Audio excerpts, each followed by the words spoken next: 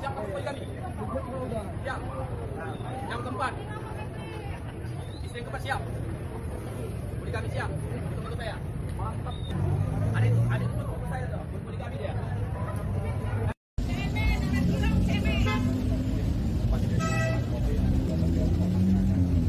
Ya, inilah kira-kira video yang terjadi pada waktu itu ketika melarang ibadah yang ada di Binjai. Dan ketika melarang ibadah ini saya pikirkah bagaimana dia ini punya moral yang baik, yang tinggi gitu ya, karena orang ibadah dilarang loh. Ya kalau larang mungkin perbuatan-perbuatan yang hina, yang apa kan. Ini larang orang ibadah, tapi ternyata cara ngelarangnya aneh nih Bapak ini. Dia datang dan kemudian dia mengatakan, siap-siap dipoligami, siap jadi istri keempat, hubungin saya. Otak mesum. Kenapa orang kayak gini, otak mesum gini kok bisa dipelihara gitu di negara ini. Yang katanya negara bagian timur ini ya beradab, punya budaya yang tinggi, punya budaya lebih baik dari negara barat. Omong kosong, otaknya mesum. Bagaimana bisa kamu tawari jemaat Kristen di depan gereja, kamu tawari untuk jadi istrimu keempat dan kamu poligami? Malu sama anak-anakmu, Pak. Malu. Moralmu itu loh harus jaga gitu. Makanya kenapa saya bilang lebih baik kita ke gereja, ibadah, pelayanan ketimbang ngurusin orang-orang model kayak gini. Tapi saya apresiasi setinggi-tingginya, hormat setinggi-tingginya untuk polisi. Bagaimana polisi menjaga ketertiban gereja ini. Polisi melindungi bahkan sampai mereka yang mencoba menghalang-halangi orang ibadah, mereka tidak bisa masuk ke dalam gereja. Karena memang dijaga ketat sama mereka. Dan ini sesuatu yang harus dicontoh di kota-kota yang lain. Yang mana kota-kota yang lain masih ada pelarangan ibadah dan juga yang jelas mereka bisa menjaga ketertiban. Harusnya begitu, sama seperti yang ada di tempat yang tadi, begitu ya. Tapi yang saya sangat sayangkan, kalau larang orang ibadah, ya mau jaga sikapnya gitu. Kita kan manusia ini serupa dan segambar dengan Allah ya. Tuhan menciptakan kita itu segambar dan serupa. Itu artinya ada 3 hal penting. Ini yang Bapak harus perhatikan, 3 hal penting. Pertama, itu punya intelektual. Manusia punya intelektual yang mana manusia itu bisa berpikir, manusia bisa melakukan sesuatu, berkreasi, dan juga pakai otaknya dengan baik. Nah, contohnya bangun rumah. Kalau burung buat rumah, sangkar, ya gitu-gitu aja, ya kan? Dari zaman Adam dan Hawa sampai sekarang ya bentuknya bulat gitu kan. Bentuknya gitu-gitu aja, nggak berkembang. Tapi manusia bisa pakai akalnya untuk melakukan sesuatu yang baik. Contohnya buat rumah, arsiteknya udah maju dan lain-lain. Nah, ini orang sibuk ngurusin orang ibadah. Kenapa nggak sibuk ngurusin desain rumah gitu dipakai gitu, jangan simpen di kulkas, bener nggak? Nah, jadi perbedaan kita manusia dengan ciptaan yang lain punya intelektual, tetapi ya hanya insting yang sudah ditanamkan nggak berkembang. Tetapi manusia ini berkembang. Itulah yang membedakan. Yang kedua, manusia itu punya spiritualitas yang mana punya koneksi dengan penciptanya.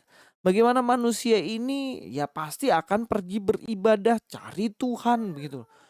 Sehingga ketika ada orang mencari Tuhan dengan caranya, ya sebenarnya itu menunjukkan bahwa dirinya manusia. Orang Kristen ke gereja cari Tuhan, berdoa mohon pertolongan Tuhan, itu ya namanya manusia, iya kan? Nah ini kok malah dilarang-larang. Nah Bapak ini sebenarnya manusia atau bukan? Kalau Bapak manusia, Bapak harus tahu bahwa orang cari Tuhan karena dia manusia, iya kan? Bukan cari keributan. Kocak. Itu yang kedua. Makanya nggak ada ya hewan itu pergi gereja ibadah. Pernah lihat ayam pergi beribadah di gereja kemudian berdoa, Bapa kami yang di surga, berikanlah kami setumpuk beras supaya kami bisa makan. Ada ayam kayak gitu? Nggak ada. Karena dia hewan, beda sama manusia. Sebelum bekerja berdoa, Tuhan tolong berkati pekerjaan saya. Sebelum cari jodoh, Tuhan tolong berikan jodoh yang tepat. Bukan ketemu di jalan bilang, saya poligami kamu ya jadi istri keempat. Gila. Nah makanya Kalau kita benar-benar manusia, ya kita pasti akan mencari Tuhan. Yang ketiga yang penting nih yang harus ditandain. Manusia yang serupa dan segambar dengan Allah punya moralitas. Moralitas itu apa? Moralitas itu bisa membedakan mana yang baik dan mana yang tidak baik. Itu manusia. Manusia itu tahu mana yang baik dan mana yang tidak baik. Manusia yang punya moral. Contohnya, kecoa atau kucing lah. Kucing keluar rumah nggak pakai baju, emangnya dia malu? Dia malu nggak sih? Ya dia nggak malu kan? Ya namanya juga kucing. Kalau bosnya mau kasihin dia baju ya terserah dia, iya kan? Tapi kalau dia nggak pakai baju ya sudah terserah dia, iya kan? Karena dia kucing nggak punya malu.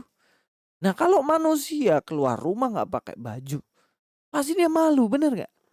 Ya pasti dia malu karena dia tahu mana yang baik dan enggak. Nggak pakai baju tuh nggak baik. Makanya kenapa dia tidak lakukan itu? Kenapa ada lampu merah di jalan raya, Pak? Kenapa? Karena itu manusia itu punya nalar yang dipakai untuk membedakan mana yang baik dan enggak. Kalau ada lampu merah dia pasti tahu dia harus berhenti. Kalau melanggar itu bisa celaka karena dia tahu kalau dia langgar lalu lintas bisa celaka ditabrak truk dari sebelah. Bener nggak? Nah manusia itu memiliki yang namanya membedakan mana yang baik dan enggak.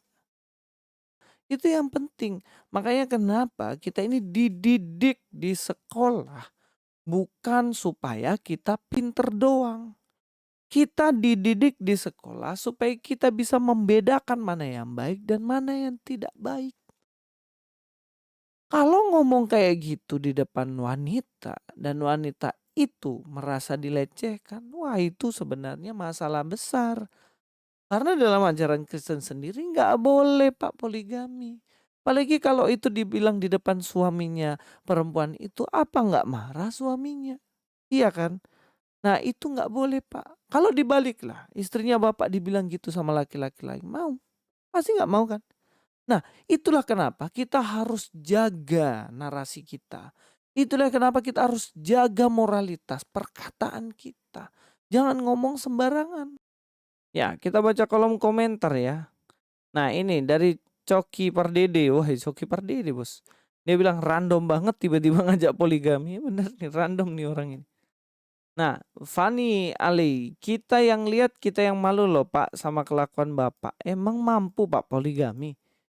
Masih kuat tuh, ekonomi mampu. Kalau mampu teman saya mau Pak, nih orangnya. Wah, laki-laki yang dikasih bosku. Nah, coba lain ya. Itu yang menistakan agama Kristennya kok dibiarin aja. Emang yang namanya penistaan agama itu cuman buat yang ini ya gitu. Ya memang ini penistaan sebenarnya. Dia ngomong begitu ya. Gereja kepada perempuan pelecehan sebenarnya terhadap perempuan ini statementnya ini menurut saya sih. Membubarkan ibadah agama lain tak lupa es juga ya. Padahal bentuknya gini gini ya gitulah katanya. Ini otaknya nih cuman ini aja. Lanjut ya, kita lihat di sini. Agamamu apa Pak? Asli, kau cuman mempermalukan, merendahkan. Seolah-olah cuman itu aja dan segitu rendahnya kau memandang wanita ya. Memang sih kalau dilihat ngeri ya. Nah ini komentar dari Ekles Vida yang kayak gini jelas-jelas menistakan agama kok dibiarkan berkeliaran. Kok nggak langsung ditangkap? Kurang bukti apa coba? Ya udahlah kayak gitu ya sebenarnya. Ah ini Adrin, wah kakak sampai mual lihat si bapak itu. Iyo mulutnya mencerminkan akhlakmu Pak Tua. Ntar kalau ditangkap nangis-nangis deh, susah juga. Udahlah saya nggak mau lanjut lagi nih komentar. Saya rasa sudah cukup pembahasan kali ini. Ya kita sebagai manusia, mari kita memanusiakan manusia. Kita harus memiliki intelektual yang baik, moralitas yang tinggi, dan spiritual yang erat dengan Tuhan. Jangan sampai kita hidup cuman ganggu orang. Jangan sampai kita hidup cuman ngerepotin orang lain. Oke, sampai ketemu di video selanjutnya. Luis Prasetya di sini. God be with you all.